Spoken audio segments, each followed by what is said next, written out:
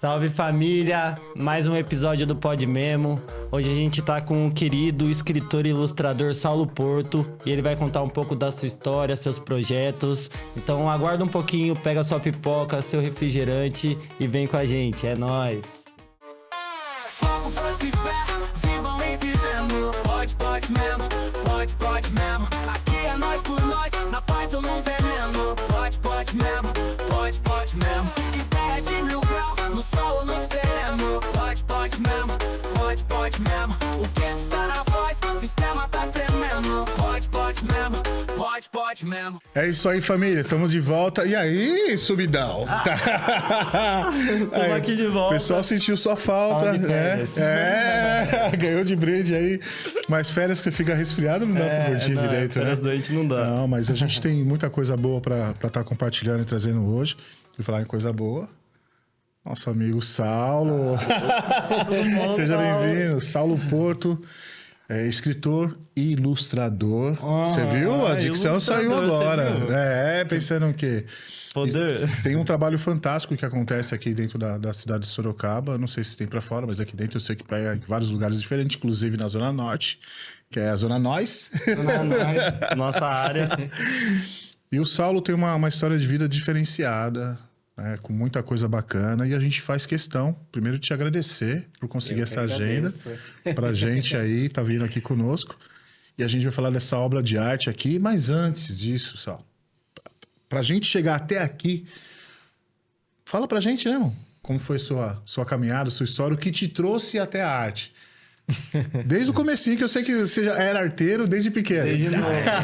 Muito arteiro. Conta um pouquinho da sua história pra gente. Na verdade, eu comecei na arte quando eu entrei no prezinho, né?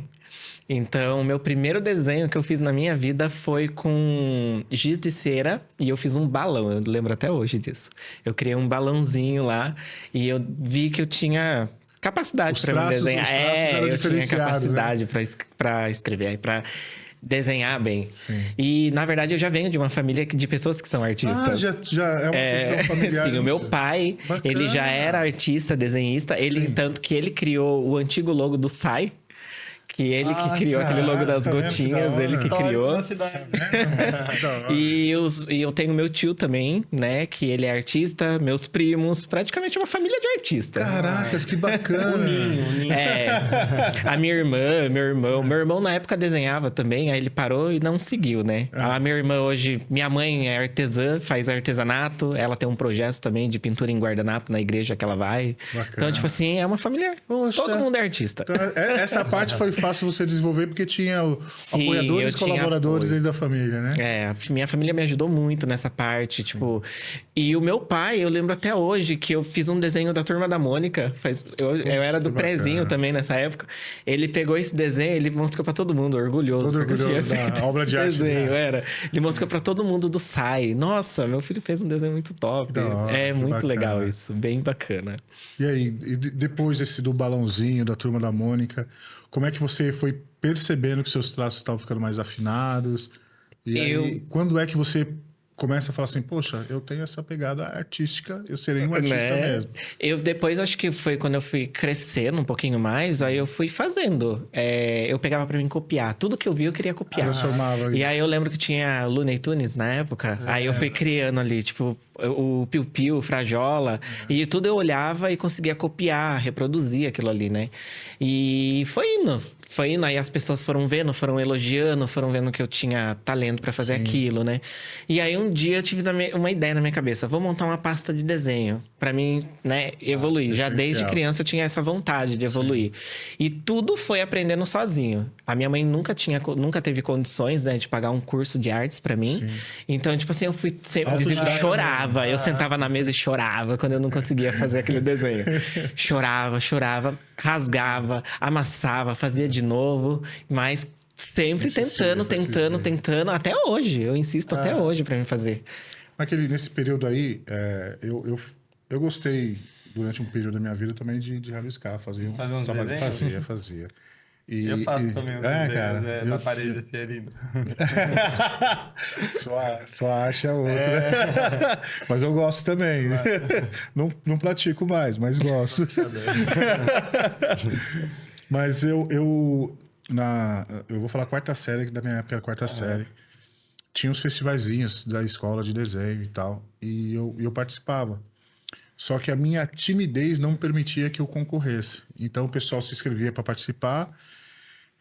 Eu fazia algumas coisinhas, mas segurava, mas acabava fazendo os melhores e não inserindo dentro, porque tinha medo de ser chamado para ter que apresentar e tal. Tinha essa situação. Tinha vergonha? Tinha, cara. Agora tem um podcast. Não, então, mas foi o processo. Eu tive uma professora, olha, vou falar pra você, hein, mano. Eu tenho, assim, na minha mente, assim, professores e professoras maravilhosos.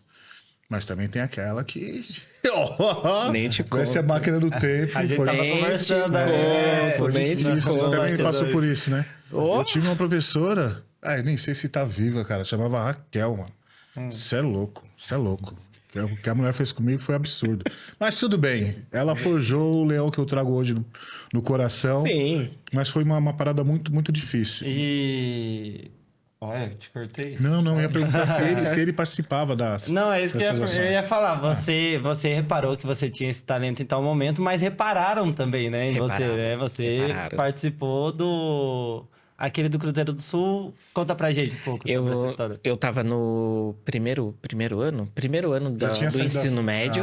Já era na mais época, velho, Aí a gente... faltava uma semana, de repente a professora Lilian, a Lilian Tripoli, professora de português, ela entrou na sala e falou assim, gente, eu tenho um concurso que se chamava Prêmio Escola, na época da Unesco. E a gente queria que vocês participassem. Tanto que eu tinha 2 melhores amigos que eram gêmeos. Os Japa, a gente chamava eles de Japa. Eles tinham o cabelão assim, compridão. E a gente sempre andava juntos. Estudou desde do ensino fundamental até o ensino médio. A gente terminou junto. Então eles iam em casa, tudo. E aí essa professora veio e trouxe. Aí ela falou assim, só que só tem um problema. Vocês têm uma semana pra criar uma história em quadrinho. Aí eu falei... E, como sempre, né? A ansiedade... Pouca. Era pouca, né? Eu falei assim, eu não sei se eu vou conseguir criar uma coisa em uma semana, né? Fui, peguei, eu falei assim, pensei, o que eu vou criar? Aí eu peguei nós como personagem. Eu me criei como um personagem dentro da história. Peguei a professora e peguei os dois e a gente tinha que abordar um assunto sobre as drogas. Fui, criei tudo, desenho. Fizemos naquela... Era um papel cartolina A4. Falei pra ela, é o que eu posso fazer. É uma semana, era o que eu podia fazer na hora, né? Sim. Mandou tudo lá, foi mandado pra Brasília. Aí a gente tava numa época de gincana na escola. Acho que depois, uns 3 meses depois, a gente tava numa gincana. A escola sempre tinha essa questão da gincana, né? Aí fizemos o hino nacional, que era obrigatório, né? A gente fazia a questão do hino. Aí a diretora da escola anunciou que eu tinha ganhado o prêmio, né? Aí a gente foi lá na frente, aí anunciou na frente da escola inteira e tal. E aí eu fiz uma viagem pra Salvador. Eu fiquei 7 dias em Salvador. Olha que prêmio bom. Fiquei 7 dias, fiquei em segundo lugar no prêmio. E quem entregou o prêmio pra gente foi o Luigi Barrichelli. Você tá falando sério? Foi. Juro pra você, ele ficou no mesmo hotel que a gente. Caramba. E ele que entregou o prêmio pra nós. Nossa. Ele era muito divertido, ele brincava com a gente no hotel. Na hora de tomar café, ele brincava com a gente, sabe? Foi uma semana de estrela. Foi. Só que o que veio depois da questão desse prêmio que foi muito interessante. Porque aí, quando eu voltei, né? Eu tinha ganhado o prêmio, eu dei uma entrevista na televisão de Salvador. E aí, quando eu voltei pra Sorocaba, na época, daí eu fiz a entrevista com o Cruzeiro do Sul. E aí, eu recebi uma mensagem do Maurício de Souza. Que ele viu o meu desenho, a minha arte. Você tá brincando. Foi. E ele fez um elogio pra mim também. Eu também recebi um elogio do Maurício de Souza. Todos nós que ganhamos o prêmio, recebemos esse elogio. E lá atrás, o desenho da Mônica, da turma. Foi. E, nossa, foi, tipo, incrível na época. Incrível ter recebido um elogio. Porque eu adorava. Eu aprendi a ler. Minha mãe me ensinou a ler com uma história em quadrinho da Turma da Mônica. O processo também foi muito nessa linha também. Sim, Isso é muito louco, né, cara? E eu acho que pra nós, artistas, hoje, que é ilustrador, ele é uma referência, né? De arte pra gente, né? Que agora mudou bastante, né? Agora tem a Mônica Jovem, essas coisas, e mudou bastante nessa parte. Mas, tipo, ele é uma referência pra gente. Sim. Na época, meu sonho era trabalhar com ele. E isso, né, deixa eu te cara? perguntar, foi a primeira vez que você uniu uma história com a sua arte, com o seu desenho? Sim, foi a primeira vez. E aí foi a partir daí que você conseguiu desenvolver isso, de Foi. escrever histórias. Porque escrever, desenhar, né, ilustrar é uma coisa, mas escrever uma Olha, história... vou te contar um segredo. Eu odiava ler. Eu odiava ler. Sério? Às vezes me dava um livro pra me ler, eu falava, ai, que coisa chata, cara, de ler.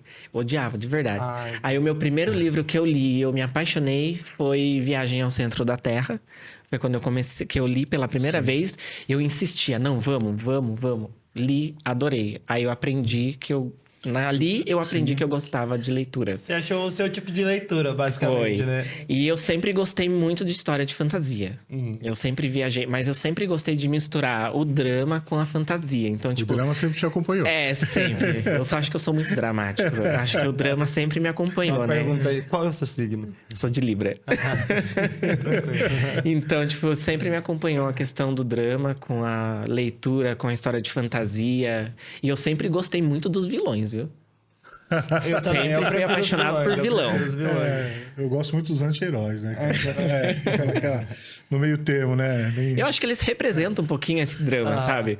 Porque todo vilão tem alguma coisa por trás. assim, Uma tristeza. Existe um disparador, né? Ele Sim. não se torna por querer. Por né? querer. Tem e geralmente são histórias pesadíssimas. Né? Exatamente. Então realmente faz sentido, né? E o livro? Quando que você começou a pensar ele? Porque pensar vem de muito tempo, Sim, né? vem. Faz uns 4 anos atrás que eu escrevi esse livro.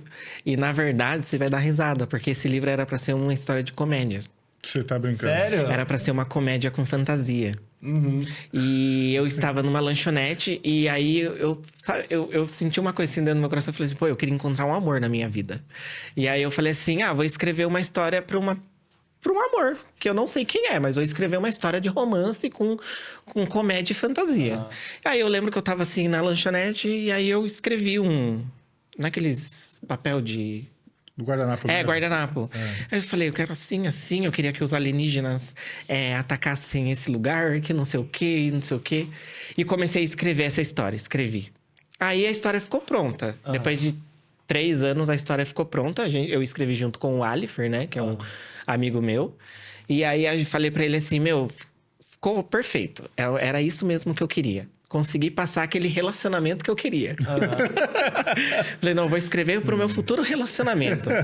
E aí, quando eu tive que... Aí eu fui atrás da editora, que eu tive que corrigir a história simplesmente pegou outro rumo. Começou a... E aí, quando eu percebi, eu não estava falando sobre um livro de comédia. Eu estava falando sobre um livro de luto e de espiritualidade. Mas foi um momento que você estava... Na hora desse processo, você estava vivenciando um outro momento? Eu estava vivenciando outro momento. Aí eu falei assim, não era isso que eu queria.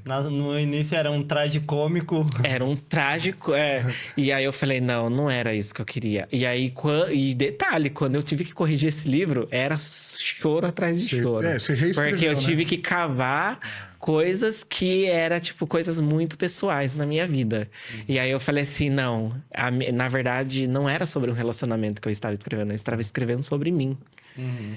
E é muito interessante como ele foi desenvolvido de uma forma e o resultado foi outro. Mas eu acho que essa questão do momento influencia demais, né, cara? Porque a gente... Em alguns projetos, Sim. né? A gente um pouco mais na questão da música e tal. A gente escreve e quando a gente vai fazer uma releitura ou reformular ou só ajeitar, a gente percebe que aquilo lá já não faz mais sentido nenhum. Sim.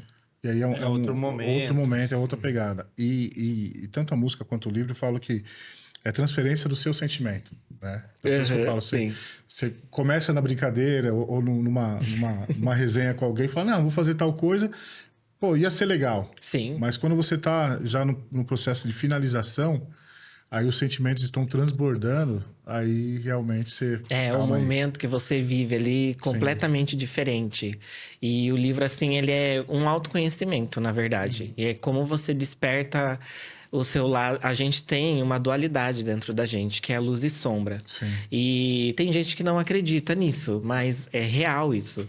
A gente tem uma espiritualidade e tem o personagem principal, que é o Shailan Sinclair. E ele tem essa questão que, para ele é um jovem normal. Tudo pra ele é normal. Mas aí ele tem outras questões que vai vindo à tona durante o livro. E aí ele tem essa questão da dualidade. E ele também lida muito com essa questão do luto, da perda do pai. E era um processo. Sim, então no processo do luto é a hora que ele começa a descobrir um monte de coisa. Então, o que era pra ser uma comédia se tornou um drama completamente. É uma história sobre crescer, basicamente, né? Sim, é sobre crescer. A gente vem com isso quando a gente é jovem, né? A gente é normal. A gente Sim. não tem nada. Tipo, e aí, quando a gente cresce, a gente vai se descobrindo na espiritualidade, na sexualidade. Exatamente. Enfim, várias paradas, né? Sim. Isso é muito doido. Ele fala também um pouco sobre sexualidade, né? Que ele é homossexual. E só que assim, a história não foca nessa questão. Não é o foco principal. O foco principal é o crescimento pessoal do personagem, né? Como pessoa. Mas tem aí a questão do romance, que era aquilo que eu queria manter, que era aquele romance que eu queria pro futuro. Não perdeu a base, né? Não perdeu a base. Gente, eu vou falar pra vocês, esse romance eu vivo hoje. Que bom que aconteceu, né? Você escreveu essa história mesmo. Escrevi. Mas, então, antes desse livro, você já tinha a questão de escrever, mas você não tinha publicado nada. Não, eu tenho mais projetos escritos, Sim. só que eu nunca publiquei e não sei se isso vai acontecer ainda. Iniciados e finalizados ou iniciados? Iniciados ainda estão lá na gaveta ainda. Mas É um processo cabuloso isso. Mas tem uns livros assim muito legal, assim, bem legais também. Massa. E o Shaw Harrison? Então, Shaw Harrison, né? Na verdade, foi uma época da pandemia, né? Que a gente tava na pandemia. E eu morei com a minha tia e com o meu tio na época da pandemia. E aí eu falava assim pra eles assim que eu queria ter um nome diferente, né? Falava, pô, todo mundo tem um apelido, todo mundo tem um nome diferente. E aí eu falei assim, não, eu queria ter um nome diferente. E aí eu lembro que ela fazia um negócio, eu não sei explicar como que era... De palavras? Ela colocava o seu nome, e ela começava a fazer uns negócios e ela ia colocando umas letras. Eu não sei como que faz isso daí. E aí ela olhou, ela falou assim, Shaw. Aí eu falei assim, pô, gostei. Aí depois meu tio gritou lá da sala, Harrison, Shaw Harrison. Vamos colocar o seu nome. Foi um presente, cara, que você ganhou. Shaw Harrison. Daí eu falei, pô, que legal, cara. Eu acho que é isso mesmo que eu quero. Mas, na verdade, vou contar pra vocês a real motivo do porquê. É muito mais pessoal a troca do nome do que vocês imaginam. Porque, na verdade, eu tive um relacionamento abusivo por 7 anos. E como eu tinha essa... Como que eu posso explicar pra vocês? Eu vivi 7 anos nesse relacionamento. E eu queria trocar esse nome, que eu queria que essa pessoa nunca me achasse. Entendeu? Entendi. Então, todas as minhas redes sociais, eu estou como Shaw Harrison. Pra que essa pessoa nunca me encontrasse mais. E porque eu sofri muito. Sim. Foi um relacionamento, assim, muito difícil. Bem complicado mesmo, assim. Era uma pessoa, assim... Era bem... Foi o seu primeiro relacionamento sério, assim? Foi meu primeiro relacionamento sério. E, tipo assim, foi muito difícil. Muito difícil mesmo. A tendência era você se jogar 100%. 100%. Eu me joguei 100%, mas eu caí de cara no chão, né? Mas eu sofri, assim, bastante mesmo, cara. Tipo, eu não desejo um relacionamento desse pra ninguém. Isso, né? Cara, só pra gente pontuar, é que a gente tava... Eu tinha perguntado, né? A questão da origem do pseudônimo que você colocou no livro, né? No que você não assina como Saulo. Só pra gente reforçar.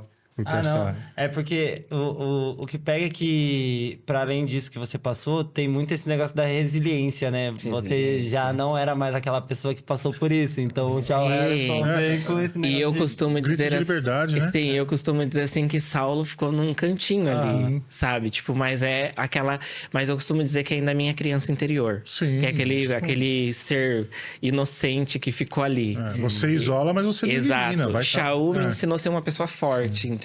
E Shaw é aquela pessoa que ainda eu estou curando ali. Ele tá ali no cantinho, mas eu tô curando ele ainda. Posso ser mais invasivo? Desculpa. Não, pode falar. É porque eu vejo você com uma... Você fala a respeito de energia, já conversou isso em outros momentos e tal. E tudo é uma questão de equilíbrio. Mas eu sempre vejo você uma pessoa que sempre é disposta, sempre à frente, né? Sim. E uma dúvida que eu tenho nesse processo, quando você fala do se encontrar, quando você assume a sua homossexualidade, dentro da sua família, como é que foi essa situação? Porque eu sei, a questão artística Sim. foi bacana, a galera tava nessa questão. Mas você demorou também um pouquinho para compreender tudo que estava acontecendo com você. Sim, demorei bastante. Isso a gente pode falar a respeito? Claro, posso falar sim. Eu tinha, na verdade, 6 anos quando eu descobri que eu era gay. Eu fui descobrindo quando eu era bem criança. Eu olhava de formas diferentes para outros homens, né? Mas assim, eu lembro, eu vou contar para vocês uma experiência que eu tive. Todo mundo aqui agora tá te ouvindo. A experiência que eu tive, assim, quando eu senti que realmente eu tinha sentimento por homens, eu lembro que eu ia no supermercado. Toda vez que eu ia no supermercado, tinha um supermercado perto de casa chamado Carnel. E nesse supermercado tinha um cara que ele ficava desembalando e embalando as coisas pra colocar. Eu não sei como que chama essas pessoas que... Repositor. Estoquista, repositor. E nossa, toda vez que eu vi esse cara, gente, de verdade, eu senti um negócio de diferente. O coração palpitava? Era diferente aquilo que eu sentia. E eu morria de medo porque a minha família toda é evangélica. Então, tipo assim, pô, como que eu vou falar de um sentimento que são todos contra? Entendeu? E eu sentia uma coisa diferente. E eu não sabia explicar o que era aquilo. E aí eu lembro que um dia eu contei pra minha mãe. Eu falei, mãe, eu sinto uma coisa de diferente. Mas ainda criança ou Ainda já criança. tinha... Eu acho que daí eu já tinha uns 9 anos. Não, 9 anos não. Eu já tinha 10 anos por aí. E aí eu falei assim, pô, eu sinto umas coisas de diferente, sabe? Por tal pessoa, tal. Daí ela falava pra mim assim, que era coisa da minha cabeça. Que não tinha nada daquilo. Mas eu vou chegar numa parte que a minha mãe chegou num nível que hoje, cara, ela é incrível. E ela, tipo, falou assim pra mim assim... Não, isso daí não tá errado. No começo ela falava, isso é errado, isso não tem nada a ver. E daí eu fui crescendo com isso. Tipo, eu escondia isso, né? Esse sentimento de gostar de outro homem, né? De gostar, né? E aí eu peguei um dia, eu comecei a sair, aí eu comecei a ir pra balada, aí eu entrei naquela fase onde eu ia pra balada, eu ia... Aí uma amiga minha, que eu fui padrinho de casamento dela, ela foi, acho que na hora por causa de uns ciúmes que ela tinha, porque eu comecei a conhecer essa parte, comecei a andar mesmo com os gays, com as lésbicas, com os gays. E aí eu comecei a conhecer esse mundo. E aí essa minha amiga ligou pra minha mãe e falou pra minha mãe, o seu filho, ele beija outros homens. Mas você já tinha beijado? Já tinha ficado, já tinha beijado, sabe? Seu filho fica com outros homens. E aí eu peguei e falei assim... Aí minha mãe... Eu tava na casa de uma amiga minha... Que ela morava, tipo, duas ruas pra baixo da minha casa. Aí me tocou meu telefone. Minha mãe, vem embora agora que eu quero falar com você. Caramba. Fui embora pra minha casa. Minha mãe tava sentada na mesa, assim, de pé. Aí tava minha irmã, minha mãe. Aí tava meu sobrinho e meu irmão na sala. A galera inteira... Nossa, uma sabatina. Daqui a pouco minha mãe pegou e de costas, assim. Ela falou assim, quando que você ia me contar? Aí eu falei assim... Mas mãe sempre sabe, né? É isso que eu ia falar. Quando você ia me contar? Tipo, Né? Aí ela começou a chorar, tipo, sabe? Tipo, quando você ia me contar, que não sei o quê. E começou a falar. E aí, eu entendi o porquê que ela estava chorando. Ela não estava chorando por eu ser gay. Ela estava chorando porque ela estava preocupada de as pessoas me machucarem. De as pessoas tentarem fazer alguma coisa contra mim. Sim. Né? E aí ela falava assim pra mim... E ela sempre falou isso pra mim. Se um dia você quiser virar mulher... Você pode, eu não ligo, eu vou aceitar você, tal. Só que no começo pra ela, assim, mesmo ela falando que ela aceitava Ainda pra ela tinha ela relutava por causa da religião, por causa da igreja. Então ela relutava muito com isso. E aí eu lembro que foi um processo muito longo, muito longo. O meu irmão não aceitava. Mas aí eu e meu irmão, a gente teve um momento assim muito legal, porque eu falei, um dia eu vou conquistar, eu vou fazer ele ver isso de uma forma diferente. Sabe por quê? Porque minha irmã, ela tinha o casamento dela, o meu irmão tinha a mulher dele, a minha mãe tinha a família dela. E aí, tipo, pô, todo mundo vivendo a sua vida e eu não posso viver a minha. E eu olhava desse jeito. E eu sempre me sentia muito sozinho. Aí um dia meus amigos me convidaram para uma festa. Eu escrevi uma carta de 5 páginas e eu entreguei. E eu tava saindo pra ir pra uma festa e eu falei pro meu irmão, isso daqui é pra você. Aí ele leu essa carta e ele ligou pra mim chorando. Uma hora depois ele me ligou chorando. Caramba. Me pedindo perdão, me pedindo desculpa pela forma como ele me tratou, tal. E tipo, hoje meu irmão e eu, a gente é muito amigo. Hoje ele conversa com o meu marido, porque eu sou casado hoje. Ele conversa com ele, trata ele bem, tipo, é super de boa, sabe? Frequenta a minha casa. A minha mãe hoje é uma pessoa que ela entende como que é hoje. Já brigou na igreja por causa de mim. É isso. Não mexe com a minha Já. cria. Ela olha pra gente, ela, tipo, não vê mais, tipo assim, como uma forma, assim, pecado. Sim, ela não sim. vê dessa forma mais, ela vê de um jeito totalmente diferente, sabe? Ela olha pra gente com amor, entendeu? A minha mãe é incrível, cara. Tipo, Poxa, que incrível bacana. demais. A forma como ela soube lidar com isso e a forma como ela transformou isso em amor, entendeu? Você me falou do seu irmão, da carta, né, de 5 páginas. E aí eu Sim. fiquei pensando, nossa, como sua arte fez isso. Primeiro livro, né? O primeiro livro tinha 5 páginas e era uma... E a minha irmã também. A minha irmã, assim, pra mim, a minha irmã sempre no começo sempre aceitou. Ela sempre foi muito de boa. Ela Só que minha irmã é muito ciumenta. Cara, eu e minha irmã, a gente, desde criança, a gente foi muito grudado. Muito, muito. E tanto que a minha irmã, ela queria sair, fazer as coisas, eu tinha que distrair minha mãe pra ela poder fazer. Mas aí a minha irmã sempre aceitou. Então, tipo assim, eu nunca tive problema com a processo minha irmã. diferente com ela, que Foi o um acolhimento processo foi logo de cara, completamente né? diferente. Porque ela me acolheu como a irmã mais velha de uma forma diferente. Você é o mais novo. Eu sou mais novo. Também é difícil, né, nessa questão. É né, muito do cuidado difícil. e Nossa, tal. ela é muito ciumenta, cara. E ela vai ver isso daqui. Como é o nome dela? É Como- Camila. Aí, Camila. Ela é Um bem abraço aí. ciumentona, assim. Às vezes, quando eu passava por alguma coisa, aí ela falava assim... Aí ela ficava muito brava, cara. Ela ficava muito brava.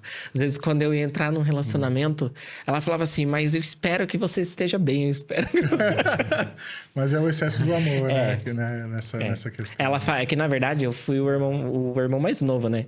E ela, quando a gente era criança, ela grudava eu assim, aí ela chacoalhava eu assim, ai, você é minha boneca. Ela apanhando desde o começo. Aí ela já sabia, desde que eu já Sim. tava... Que bacana, cara. Que bacana. Ela que foi tem essa- jogadora de futebol e eu era completamente diferente. Olha só. A gente fala que a gente Inversões. trocou de alma. Ai, caramba, cara. Mas eu acho que a família, ela é essencial, né? Sim. Porque a gente está num país extremamente preconceituoso, né? Homofóbico ao extremo.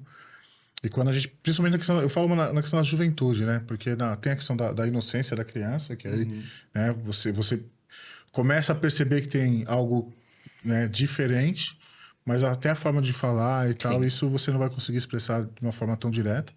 Mas o processo da pré-adolescência, na adolescência, eu acho que é um momento... né? A gente tava conversando fora, né, sobre meu pai e tal, e minha Sim. mãe. E é engraçado, eles não vão ver isso, então não tô nem vendo. Ah, vão sim. Talvez veja, eu vou mostrar só de olho.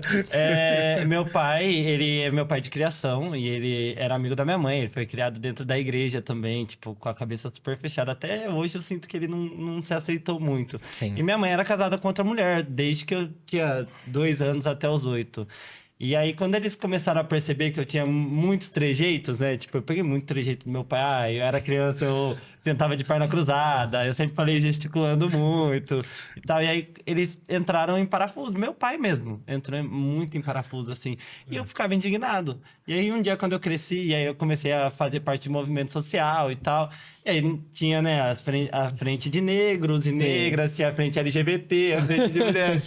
Meu pai ficou indignado. Ele falava assim, por que você defende essas pessoas com unhas e dentes como leão? Eu falava assim, cara... Tipo assim... Tá em casa, né? Em casa, Meu pai e uma mãe, entendeu? É isso. Só que eu sinto que é a questão do cuidado mesmo. Mesmo que... eu acho que é até mais fácil quando a pessoa gosta de você mesmo. Porque existem famílias que são narcisistas e focam Sim. muito mais na moralidade da questão. Mas olha, eu vou falar um ponto pra você que, assim, com todo o respeito, né, da religião, Sim, porque eu sim. não tenho preconceito nenhum, mas eu acho que a religiosidade, ela meio que, quando ela é muito extrema, elas... Como que eu posso usar a palavra? Pra não usar uma palavra errada. Tão pesada, né? Não Pode tão usar, pesada, cara, mas eu acho que ela bota muito medo nos outros, nas É, pessoas. é uma da base, né? E elas, tipo, que nem é mesmo essa questão de gay. Quando eu ia na igreja com a minha... Eu cheguei a namorar com mulher. Mas, tipo assim, eu lembro que a pastora da igreja, da minha mãe, ela me separava de eu sentar com os meninos. Ela me separava Sério? de eu sentar com os meninos por causa disso. Caramba. Porque ela achava que eu tinha que ter essa cura interior. Ó, Entendeu? Eu era da igreja também, né? Fui até os 17 anos da igreja, vivi muita coisa louca por fora também. Tipo assim, dos 13 anos até os 17 eu fui muito louco. Sim. Só que daí eu percebo a galera, né, que saiu da igreja, que pá. Sim. Tipo assim, muita gente da galera do meu pai, da geração dele, se tornou LGBT, se assumiu. E muita gente que era da minha geração Sim. também se assumiu, que dormia com a gente na barraca, que tomava banho. Tipo, a gente tomava banho, não tinha divisória. Sim. Em acampamento de igreja, assim, não tinha divisória.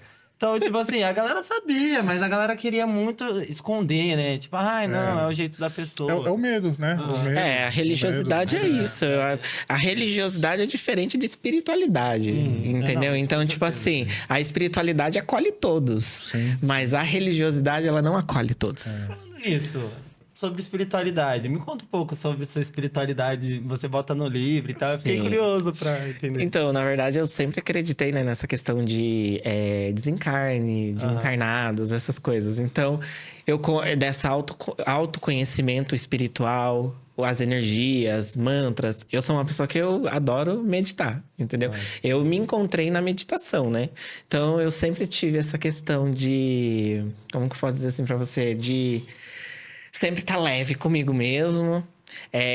Quando como eu disse, né? A questão da religiosidade, eu conheci um lado da espiritualidade, que é aquela gente, desculpa aí, mas eu vou falar que quando eles pregam sobre um Deus tirano. Mas quando você passa a entender o que é espiritualidade, aí é completamente diferente, entendeu? Não é nada daquilo, toda aquela coisa extrema, né? Então, posso contar uma experiência que eu Por tive? favor, claro. Nesse relacionamento que eu tive, que foi abusivo, né? Eu quase morri. Eu tive um período na minha vida que eu quase morri. E eu tive um problema de saúde muito grave. E eu lembro que um dia eu caí dentro do banheiro e eu não me movia mais do meu pescoço para baixo. Caramba. E é real isso, eu conto isso pra... Sim. Né?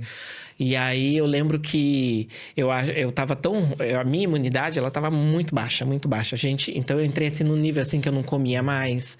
Eu não... era mental mesmo, Sim. assim, sabe? Doente. Eu não comia mais, eu já tava com depressão. Então... Eu lembro que eu caí dentro do banheiro, aí você entra naquele ciclo que é onde os seus sentidos, né? Tá tudo bagunçado. E eu lembro que eu vi, assim, várias coisas na minha vida. Várias coisas. E eu lembro que eu tava deitado no chão e eu só via a luz da claridade do banheiro e o barulho, o som da água do chuveiro, né? E eu lembro que eu vi a minha tia, que é uma pessoa que me ajudou muito na minha evolução até hoje. E eu lembro que ela sentava assim do meu lado. Juro pra você, ela não tava ali, mas eu imaginei que ela estava do meu lado e ela falava assim pra mim assim, até quando você vai viver isso? Caramba. Sabe? E aí eu peguei e falei, poxa, meu. E aí depois disso, aí eu lembro que, tipo, eu ficava, né, meio... Sim. Aí depois eu vi a minha mãe e aí ela começava a chamar meu nome. Falando comigo, conversando comigo, tudo.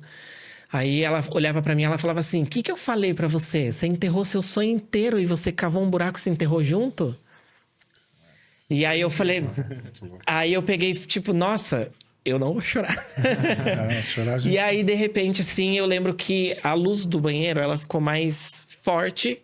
E aí eu lembro que, eu juro, gente, eu juro pra vocês, que eu vi um ser de luz, assim mesmo, que deitou assim, com a cabeça do meu lado. E ele falou assim pra mim assim, cara, ainda tem esperança, sabia? Aí eu peguei e falei assim, pô, é ruim, porque eu não quero vir aqui pedir cura. Eu não quero pedir para que Deus, ou seja, quem for, me cure de nada, né?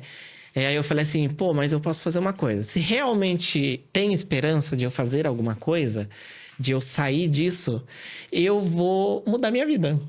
Eu largo esse relacionamento, eu vou mudar de vida, eu vou dedicar a mim.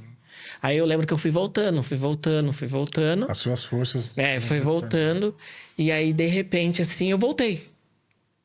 E nessa época, o lado direito do meu corpo, esse lado de cá, tava cheio de ferida. Cheio de ferida mesmo, bolha de água. Sim, sim. E aí eu lembro que no outro dia, gente, eu juro pra vocês, não tinha nada. Nada. Caramba. Nada. E aí eu lembro que saiu pra trabalhar na época. Aí eu lembro que eu arrumei todas minhas malas, não falei nada. Falei, bom, agora eu tenho que cumprir o que eu prometi. Eu arrumei todas minhas malas e fugi de casa. Eu fugi, eu fui embora. Fui embora. E aí eu voltei pra casa da minha mãe. Aí eu falei pra minha mãe assim, pelo amor de Deus, me esconda. Finge que você não sabe onde que eu tô. E minha mãe me escondeu. E minha mãe não deixou ninguém chegar perto de mim. Ninguém chegar perto de mim depois disso. E então, depois disso, a minha vida mudou. Ali foi o... Foi ali que, tipo assim, minha vida mudou. Aí foi quando eu comecei a me dedicar mais a mim. Eu comecei a pensar mais em mim. Mas é claro que com a dor vem sempre as consequências, né? Tipo, porque a gente passa por várias fases, né? Sim. Eu passei por várias fases. Tinha fase que eu não deixava ninguém encostar em mim. Eu não tinha, Sim, tipo, de ficar chegar perto de mim. receoso, Por né? causa da questão de que eu tinha sofrido Sim. muito. Eu não conseguia chegar É perto difícil das se pessoas. abrir novamente, Se ou abrir permitir, novamente. né? Então, tipo assim, eu tinha essa questão de, tipo, se você chegasse agora em mim e me dar um abraço, não. Não, sabe? Aí entra aquela parte assim que você entra naquele seu lado sombra, né? Que é aquela quando você se torna uma pessoa muito frio, muito arrogante, sabe?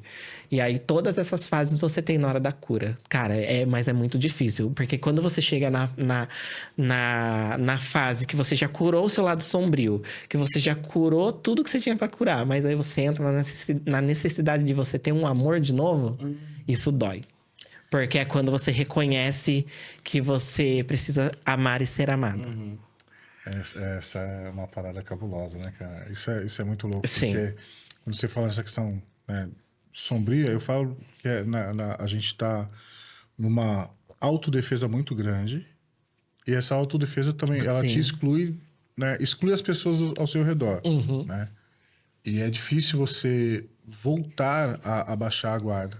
Porque a dor da bordoada, do sofrimento, é muito fácil você resgatar, sabe? É uma palavra-chave, é um toque, né? Então, isso realmente é algo que demora muito pra gente entender e muita gente não consegue superar isso. Sim. Né? É uma parada muito louca porque, além dessa questão da imunidade, do sofrimento, essa parte psicológica, até a gente compreender que é uma ferida, que é uma... Não deixa de ser uma doença, porque a gente fica doente. Né? É onde a gente se entrega A gente com facilidade. causa 90% dos nossos problemas é nós que causamos. E é a sua mente que causa. Sim, eu ia falar isso. Eu acho é muito mais parece uma coisa... Eu não sei se... Eu vou usar um termo, peço desculpa, posso estar totalmente errado no termo que eu vou usar. Porque eu não sei... Porque eu já sofri por amor. Você também já. Que eu bom. sofro bastante por amor, né? Eu adoro Hoje sofrer por não. amor. Hoje... Não, hoje eu... Pretinha, te amo. Te amo, viu? Você é incrível, mas... Mas foi uma parada muito louca, porque eu não conseguia compreender. Eu falei, como é que eu tô chorando? Por que tá doendo? Porque eu não tô conseguindo respirar. Com raiva de chorar por E gostar. sentir-me fraco. Essa é uma das paradas mais loucas. Aí eu falo, esse termo que eu tô usando, é um lado que parece meio masoquista, que a gente faz questão, a mente vai automaticamente só puxando as dores pra você ir sentindo aquilo. Então você fala, não, eu quero ficar bem. Aí já começa, vai ficar bem mesmo? Fulano não tá com... Essa vozinha que é chata. Essa segunda voz na nossa mente, né? Como diz um amigo meu, não, sou espírito. Espírito nada, irmão. É sua mente, o subconsciente. Te testando até o último. E é difícil, cara. O espírito é fácil, você expulsa lá, Então, já era. né, cara? Mas Sai. o subconsciente da gente, ele gosta de maltratar. Por isso que eu falo que às vezes a gente tem essa situação. E não é fácil. Não. Por isso quando as pessoas... Eu era mais molecote, quando o pessoal fala, eu vou no psicólogo, eu vou no psiquiatra. Viu, essa questão do amor, É necessário. quando você, depois, você não consegue mais confiar em mais ninguém. Parece que qualquer pessoa que vai vir na sua vida, você não consegue mais acreditar naquilo. É um processo muito mais difícil pra pessoa que vai lidar com você depois. E você sabe que vocês perguntaram pra mim a respeito da minha família sobre o aceitar. A parte do meu pai foi difícil. Essa parte eu sofri. Então. Porque a minha família, que são os meus avós, os meus tios, hoje eles são de boa. Hoje alguns dos meus tios são bem tranquilos, bem de boa. A minha tia foi a primeira pessoa que me aceitou, que é a Simone, ela é maravilhosa. E os meus avós até hoje, assim. Mas é por causa... Eu entendo também que eles são um pensamento mais antigo, entendeu? Bem antigo mesmo. Então, tipo assim, pra eles foi muito difícil. Eu não frequentava a casa deles. Demorou pra Demoramos muito, assim. Eu amo eles, sabe? Eu já me magoei muito, muito com essa sensação de ser rejeitado por eles. Mas hoje, assim, eu entendo. Hoje eu entendo. E eu amo eles, de verdade. A gente não tem, assim, uma lida... Como que eu posso dizer? A gente não tem convivência, né? Eu não tenho convivência com eles, né? Mas, assim, aceito eles, né? Acolho eles também, né? E, tipo assim, pra mim, eu amo eles da mesma forma. Mas foi um processo... o processo mais difícil da minha vida foi essa parte da minha família. Eles foram muito difíceis, porque isso me doeu muito. Eu tinha festa de Natal, Ano Novo, eu não participava. E isso mexia muito comigo. Muito. Já chegou a ser rebelde? Levar seu marido pra... Não, nunca fiz isso. Nunca. Porque, na verdade, eu lembro que eu falava assim pra espiritualidade. Poxa, eu queria ter uma família. A minha irmã tem uma família. Minha mãe tem a família dela. Meu irmão tem a família dela. E eu vivo sozinho. E é a questão que entra também a questão de você se abrir. De você abrir seu coração, né? E eu tinha essa necessidade de deixar aquele sentimento de... como que fala? De dolorido de lado, né? De dor de cotovelo, de tudo que eu passei. Pô, já passei por tudo isso. Agora larga isso de lado. Parece que a espiritualidade falava, pô, deixa isso de lado. Você tem que viver. Você quer um amor? Né? Você quer um amor? Eu te dou. Entendeu? E eu sempre queria. Eu falei, pô, eu queria uma pessoa que caminhasse comigo, que andasse comigo, que conquistasse coisas comigo, que acreditasse em mim, eu acreditasse nele, que fosse assim, fiel um com o outro. E que tivesse uma família super gente boa, sabe? E aí foi indo. Aí eu conheci o Renato. E detalhe, a família dele é incrível, cara. A avó dele, eu nunca tinha tido amor... assim, eu não sabia o que era o amor de vó. Hoje eu sei. A Dona Horácia é incrível. Eu vou... Como é que você... Eu tenho que perguntar. Entrou nessa fase. Você conheceu o Renato? Eu trabalhava na Saraiva. Era em 2022, eu trabalhava na Saraiva. Foi logo depois que acabou a pandemia, né? Acabou em 2022, né? Aí eu entrei trabalhar na Saraiva. Aí eu tinha o famoso aplicativo de relacionamento. Houve uma ajudinha externa. Aí, só que, tipo assim, eu nunca liguei muito pra essas coisas de aplicativo. Juro pra você, nunca me importei muito com essas coisas. E aí eu lembro que toda vez que eu pegava o ônibus, o D200, sempre que eu pegava o ônibus na frente do shopping, quando chegava perto ali da Praça Chinesa, entrava um rapaz dentro do ônibus. E aí eu falava assim, pô, o cara é muito bonito. Só que, tipo assim, nunca cheguei. Eu nunca fui uma pessoa assim de chegar em ninguém, nunca. Eu sempre fiquei muito na minha. Até hoje eu sou assim, eu sou muito na minha, sou muito reservado na minha, sabe? E aí chegava o segundo dia, o terceiro dia, sempre eu via esse rapaz entrando no ônibus. Aí um dia eu baixei esse aplicativo, falei assim, vou baixar o aplicativo pra ver como que é, né? Aí eu entrei e vi uma foto dele. E eu curti. Deu 5 minutos, ele me curtiu de volta. Aí a gente começou... A gente tem amigos em comum, né? Sim. E aí eu peguei e falei assim... Aí a gente... No ônibus eu falei, pô... né? Daí a gente conversou, começou a conversar e tal.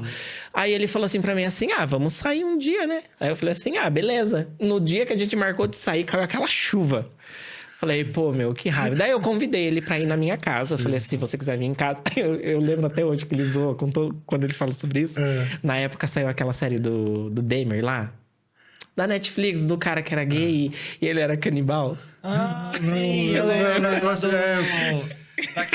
Que é antigo, né? Não é da Versace, mas eu lembro dessa história. Aí ele falou assim, aí ele zoou, quando a gente tá na roda de amigo, a gente conta essa história, ele fala assim, pô, eu lembro quando eu tava assistindo essa série, eu já achei que ele ia me sequestrar. Vai que é louco. Sim. Aí eu peguei, a gente se conheceu, tudo, ele foi em casa, a gente conversou muito, bastante. Daí eu lembro que a gente tem muitas coisas em comum, mas a gente é completamente diferente. Completamente diferente. Mas foi aí que deu certo. Somatória, né? Foi aí que deu certo. Ele é um ariano, eu sou um libriano. E aí deu certo o relacionamento.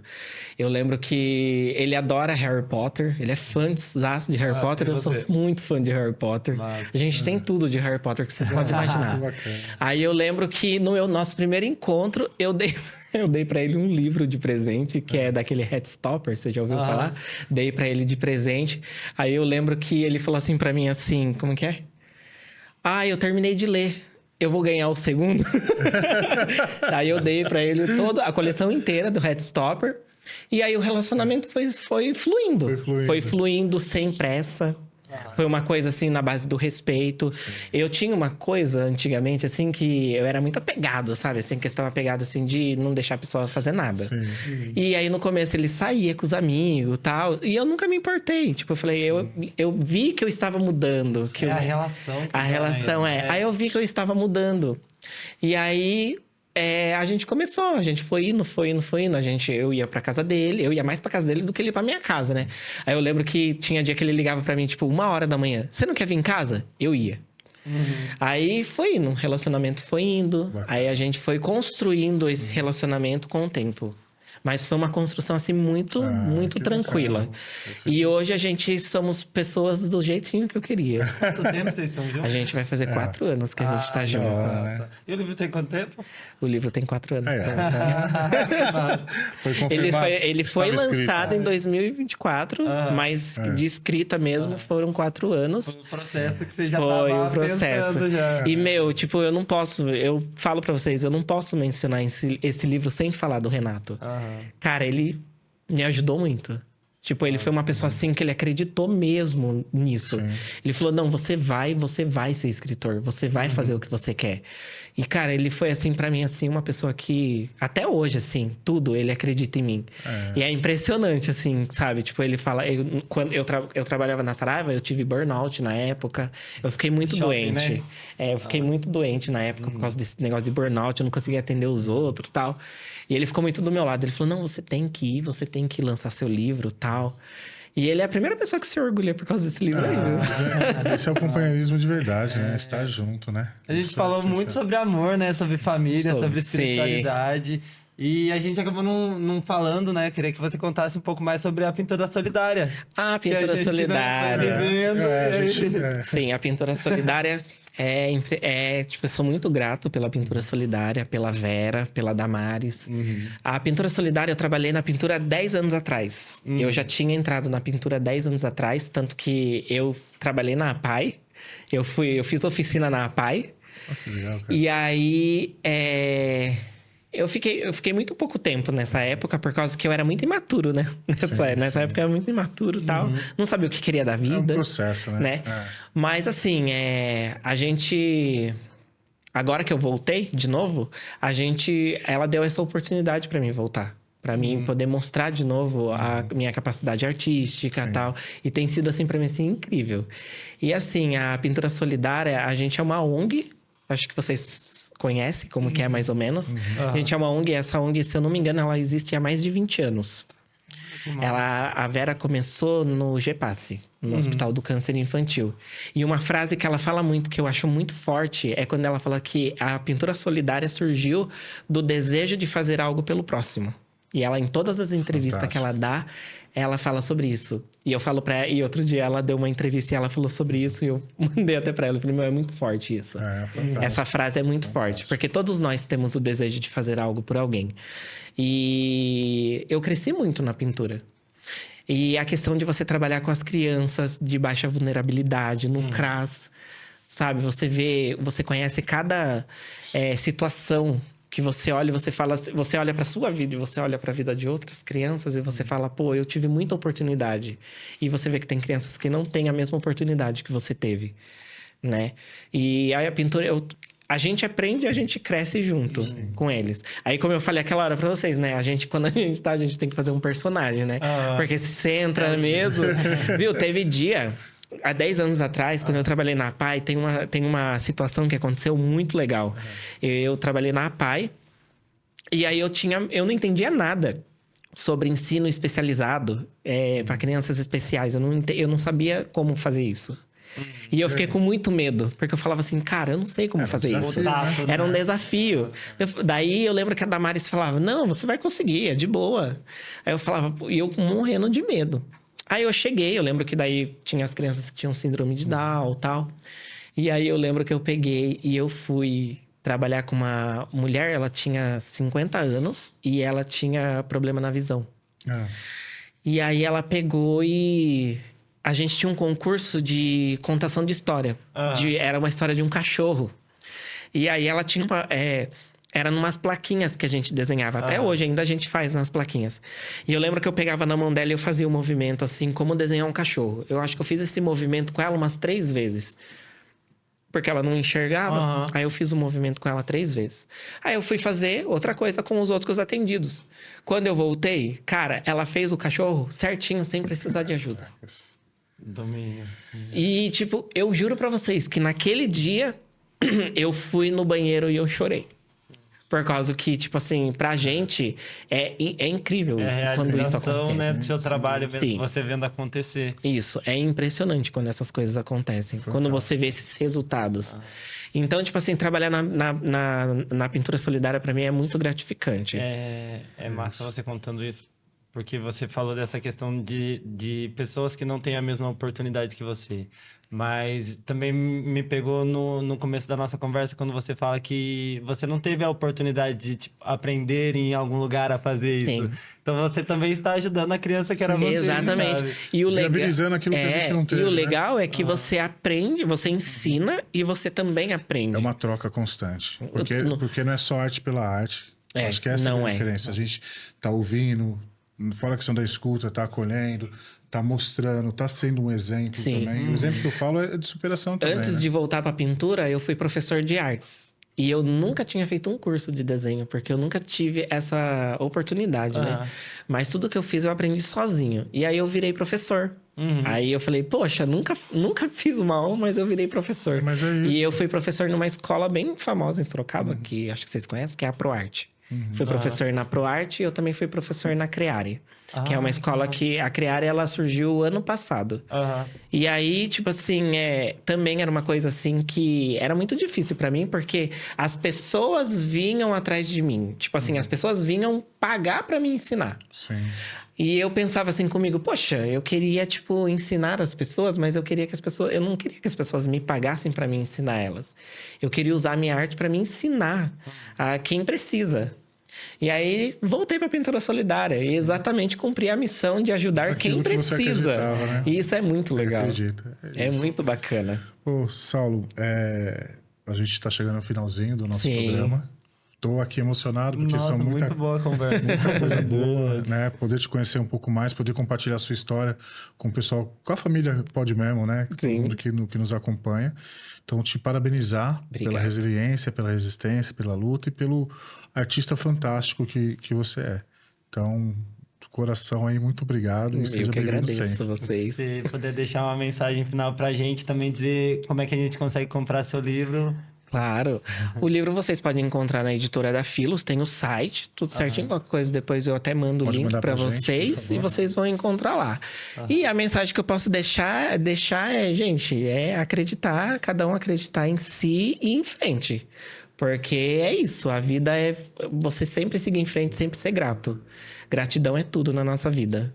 Obrigado, querido. Obrigado. Satisfação mesmo. Obrigado pela Obrigado a conversa. vocês. Isso aí, família Pode Memo. Obrigado, tamo junto sempre. Logo, logo a gente volta. É nóis. Valeu. Foco, força e fé, vivam e vivendo. Pode mesmo, pode mesmo. Aqui é nós por nós, na paz ou no veneno. Pode mesmo, pode mesmo. Ideia de 1000 graus, no sol ou no sereno. Pode mesmo, pode mesmo. O que tá na voz, sistema tá tremendo. Pode mesmo, pode mesmo.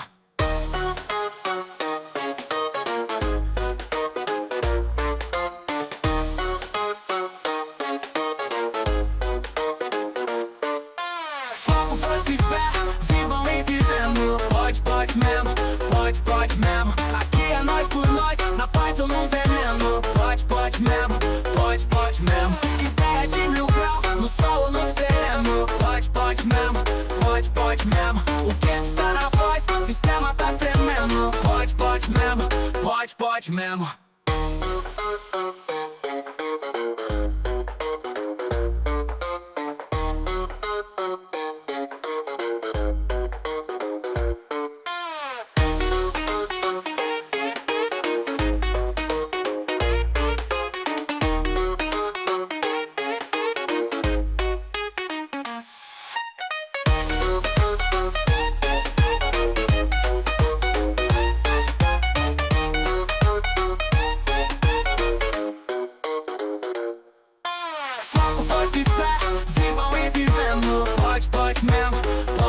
mesmo. Aqui é nós por nós, na paz ou no veneno. Pode mesmo, pode mesmo. Ideia de 1000 graus, no sol ou no sereno. Pode mesmo, pode mesmo. O que tá na voz, sistema tá tremendo. Pode mesmo, pode mesmo.